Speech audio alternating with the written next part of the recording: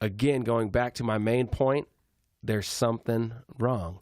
The geologists aren't educating the engineers well enough to optimize the fluid in the pore space and in the permeability to the wellbore. We are still leaving a ton of hydrocarbon behind, and engineers should be fired up. They should not be offended by what I'm saying.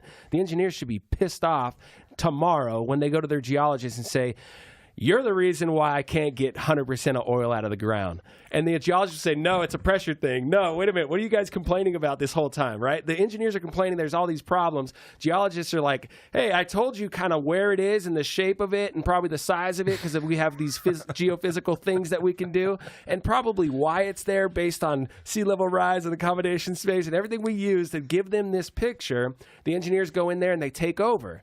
The problem is they're taking over, and we're leaving the geoscience behind.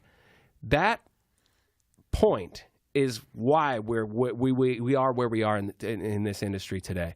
Because the geoscience and the rock was simplified and then just shoved out there, we're just in this big basin. It's a big bowl, and it's everywhere. Oh, this black shale's everywhere, and it's going to produce the same because it's everywhere. Yeah, geologists, oh, yeah, the basin's just going to fill itself over time with sediment.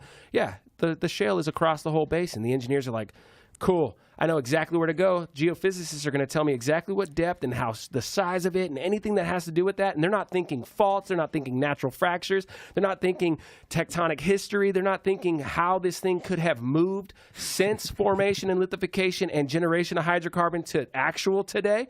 Like, actually think about the last 90 million years of geologic history of the Permian Basin. Super fucking intense. No one can really explain what exactly is going on.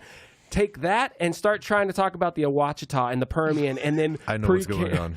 Yeah, I have all the answers you need, bro. He has no answers.